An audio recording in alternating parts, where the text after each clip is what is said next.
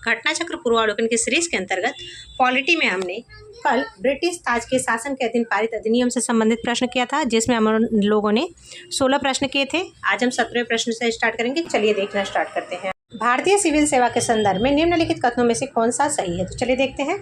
भारत सरकार अधिनियम 1919 में भारतीय सिविल सेवा के लिए एक अलग परीक्षा का प्रावधान किया गया जो भारत में होनी थी। तो ये बात सही है कि 1919 के अधिनियम से क्या किया गया था कि जो सिविल सेवा की परीक्षा थी उसे भारत में कराने का प्रावधान किया गया था।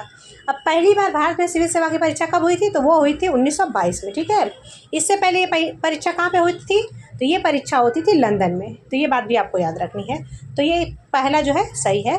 भारतीय सिविल सेवा में 1941 से भारतीयों का प्रतिशत यूरोपियों से अधिक था। तो ये बात भी सही है।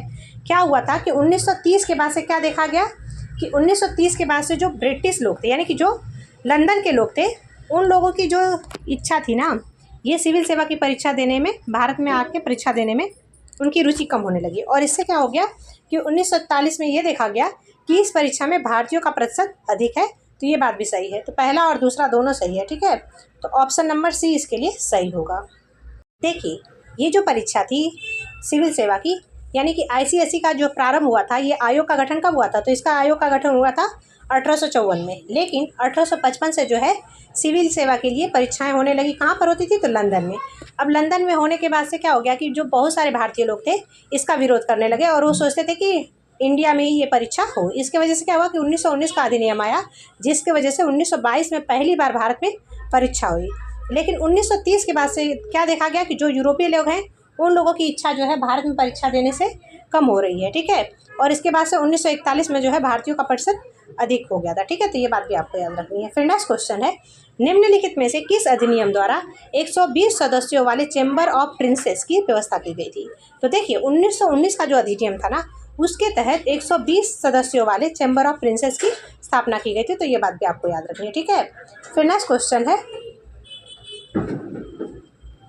केंद्रीय विधानसभा के निम्नलिखित में से कौन से निर्वाचन भारत शासन अधिनियम 1919 के तहत हुए थे? तो देखिए, जो 1926 का और 1945 का जो निर्वाचन था वो भारत शासन अधिनियम 1919 के तहत हुआ था। तो इस तरह से ए और सी इसके लिए सही होगा। Option number C is right answer for this question. ठीक है, फिर नेक्स्ट क्वेश्चन है, भारत शासन अधिनियम 1919 के अंतर्गत भारतीय विधायिका का अंतिम निर्वाचन किस वर्ष में आयोजित किया गया था? देखिए, जो भारतीय विधायिका का अंतिम निर्वाचन था वो कब हुआ था? तो 1945 में। तो ऑप्शन नंबर सी इसके लिए सही होगा। फिर नेक्स्ट क्वेश्चन है, राष्ट्रपति की अध्यादेश निर्गत करने की शक्ति प्रेरित है। तो देखिए, जो राष्ट्रपति की अध्यादेश निर्गत करने की जो शक्ति है वो किस अधिनियम के तहत है?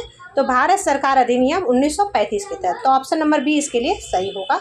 फिर नेक्स्ट क्वेश्चन है, निम्नलिखित में से किस अधिनियम द्वारा संवैधानिक निरंकुशता का सिद्धांत प्रवृत्त किया गया था? तो देखिए, जो 1935 का अधिनियम था इसके तहत संवैधानिक निरंकुशता का सिद्धांत प्रस्तुत किया गया था। तो ये बात भी आपको याद रखनी है। तो ऑप्शन नंबर सी इसके लिए सही होगा। फिर नेक्स्ट क्वेश्चन है, भारत के संविधान में केंद्र और राज्यों के बीच किया गया शक्तियों का विभाजन इनमें से किसमें उल्लेखित योजना पर आधारित था? तो देखिए, जो केंद्र और राज्यों के बीच शक्तियों का विभाजन था वो भारत सरकार अधिनियम 1935 के तहत किया गया था। तो ये बात जो है आपको याद रखनी है। तो ऑप्शन नंबर सी इसमें सही होगा।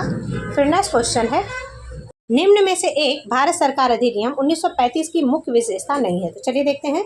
इस अधिनियम में अखिल भारतीय महासंघ का प्रावधान था। तो ये बात तो सही है ना कि 1935 का जो अधिनियम था इसमें जो है अखिल भारतीय महासंघ का प्रावधान किया गया था। दूसरा है, अवशिष्ट विषय प्रांतीय विधायिकाओं को आवंटित किए थे।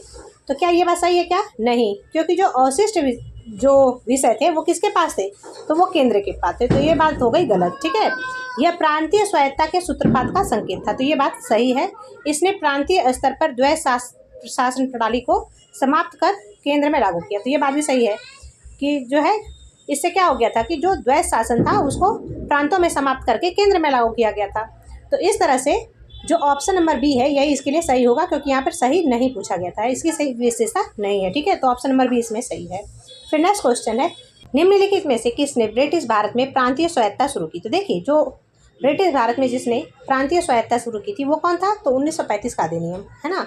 तो इस तरह से ऑप्शन नंबर सी इसके लिए सही होगा। ठीक है, फिर नेक्स्ट क्वेश्चन है, एक संघीय व्यवस्था और केंद्र में द्वैध शासन भारत में लागू किया गया। तो देखिए, जो संघीय व्यवस्था और केंद्र में द्वैध शासन लागू किया गया वो किसके तहत हुआ था? तो 1935 के अधिनियम के द्वारा केंद्र में द्वैध शासन लागू हुआ था। तो ऑप्शन नंबर सी इसके लिए सही होगा।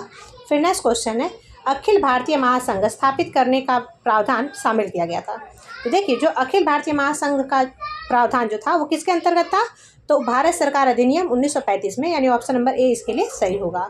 फिर नेक्स्ट क्वेश्चन है, निम्नलिखित में से किस एक अधिनियम में भारत में संघीय शासन की व्यवस्था दी थी? तो देखिए, जो 1935 का अधिनियम था इसने भारत में संघीय शासन की व्यवस्था दी थी। तो ऑप्शन नंबर सी जो है इसके लिए सही होगा। फिर नेक्स्ट क्वेश्चन है, 1935 के अधिनियम द्वारा स्थापित संघ में अवशेष शक्तियाँ किसको दी गई थी? तो देखिए, जो 1935 का अधिनियम था इसमें अवशेष शक्तियाँ जो है वो गवर्नर जनरल को दी गई थी। तो ऑप्शन नंबर सी जो है इसके लिए सही होगा। फिर नेक्स्ट क्वेश्चन है, भारत शासन अधिनियम 1935 के तहत प्रस्तावित संघीय प्रणाली थी। तो देखिए, जो 1935 के तहत प्रस्तावित संघीय प्रणाली थी कौन सी थी? तो वो थी भारत संघ, यानी फेडरेशन ऑफ इंडिया। तो ऑप्शन नंबर बी इसके लिए सही होगा। फिर नेक्स्ट क्वेश्चन है, निम्नांकित में से कौन सा एक भारत शासन अधिनियम 1935 में स्वीकार किया हुआ महत्वपूर्ण और अस्थायी अवयव नहीं है? चलिए देखते हैं।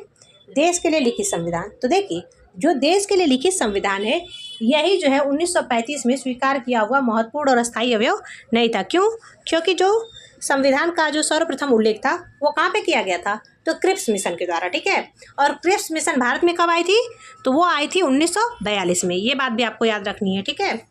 तो ऑप्शन नंबर ए ही इसमें सही होगा। फिर नेक्स्ट क्वेश्चन है, 1935 का गवर्नमेंट ऑफ इंडिया एक्ट क्यों महत्वपूर्ण है? तो देखिए, जो 1935 का गवर्नमेंट ऑफ इंडिया एक्ट है ये इसलिए महत्वपूर्ण है कि यह भारतीय संविधान का प्रमुख स्रोत है, ठीक है। तो ऑप्शन नंबर ए इसमें सही होगा। अब देखिए, ये जो अधिनियम है इसके क्या क्या उपबंध थे? तो इसमें उपबंध थे संघात्मक सरकार की स्थापना, केंद्र में द्वैध शासन की स्थापना, प्रांतों में द्वैध शासन के स्थान पे स्वायत्त शासन की स्थापना, द्विसदनीय केंद्रीय विधानमंडल, है ना, प्रांतीय शासन व्यवस्था, है ना, प्रांतीय विधानमंडल, केंद्र एवं प्रांतों में शक्तियों का विभाजन, है ना। तो ये जो चीज़ें हैं ये किसके अंतर्गत आती थी? तो 1935 के गवर्नमेंट ऑफ इंडिया एक्ट, है ना। तो इसीलिए ये जो है ये एक्ट बहुत इंपॉर्टेंट है। तो ऑप्शन नंबर ए इसमें सही होगा। फिर नेक्स्ट क्वेश्चन है,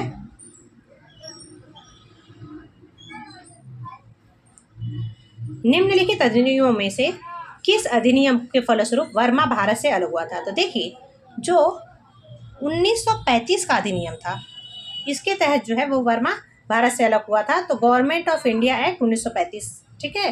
तो ऑप्शन नंबर सी इसके लिए सही होगा। और ये कब अलग हुआ था वर्मा भारत से? तो वो हुआ था 1937 में, यानी कि 1935 के एक्ट के तहत हुआ था और 1937 में वर्मा जो है भारत से अलग हो चुका था। तो ये टॉपिक यहीं पे खत्म होता है। Thanks for watching, bye bye.